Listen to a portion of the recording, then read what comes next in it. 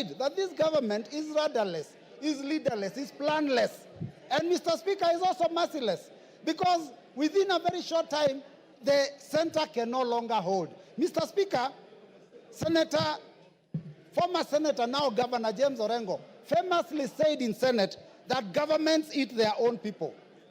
Former leader of majority of the National Assembly, Duale, was eaten by his government. Today is a CS. Former Deputy Speaker of the Senate, Kithure Kindiki, was eaten by his government. Now he's also a CS. Former Chair of Budget of this National Assembly was eaten by his government. Today is the majority leader. I don't know. We are now eating Rigiji. Where will he end up? Mr. Speaker, I have an issue of concern, Mr. Speaker. Yes, Majority Leader. Honorable Speaker, is the Deputy Leader of Minority to assert that I was eaten by my own government, Honorable Speaker, whereas he knows I was never eaten by any government. I only stood firm against tyranny. I stood firm against the bullying that I experienced under that regime. The same bullying I have stood firm against a deputy president today who has been bullying members of parliament. And I have only put my chest forward to defend the rights of all these members, including the Honorable Robert Mbui, who was, Honorable Speaker, when the Deputy President visited Kathiani, he said to the Honorable Mbui that these Kambas are too few. They can never make a president. Kalonzo can never be anything. How can you defend a person who has disdain for Kalonzo Musyoka, a former vice president of this country, Mbui? Robert Mbui. Thank you, Mr. Speaker. You know, I love the passion and the humor in the majority leader. But Mr. Speaker, I'm also impressed by the energy that I've seen in this house, the vigor, the passion from morning. I mean, it is a first bill, or rather it's a first motion, where this House has gone up to public participation in the constituencies. Mr. Speaker, I only wish that the energy that we are expending here to send a question to all Kenyans about one individual was being used to fight the issues that are failing us in our education, in our health sector. People here, the cost of living has gone too high.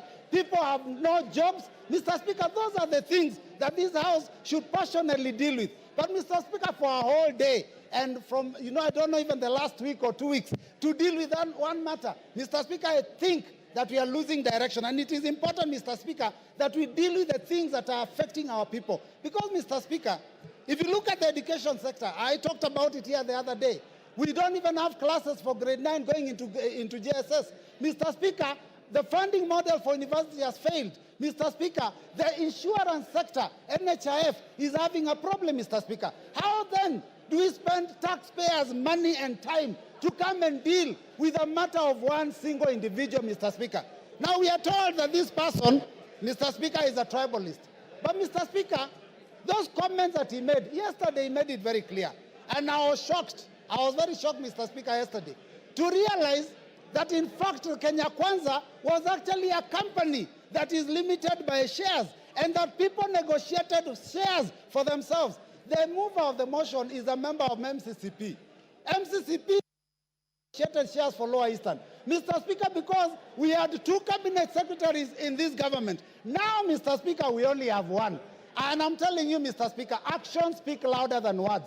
The Deputy President may have said that he is a shareholder and there are issues about his community, but if you look at the appointments that are being made in Kenya, then you will realize that the person of the President himself is the one who is the biggest tribalist, Mr. Speaker, because he's appointing people from his own community for every position. Mr. Speaker, if we have to find a situation where a school has failed, you do not fire the deputy principal. You get rid of the principal. Our problem is not the deputy. It is the head himself. Farah. Thank you, Mr. Yes, Farah. Mr. Speaker, I was standing. Mr. Speaker. Order.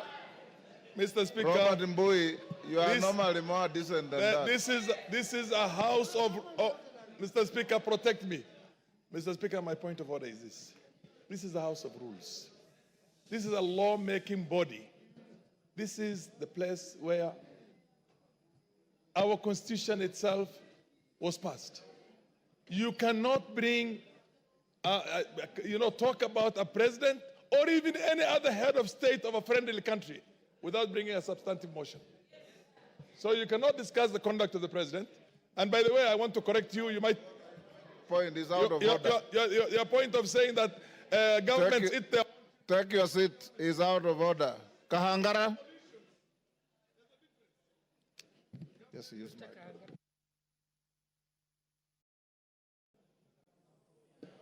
Honorable Kahangara.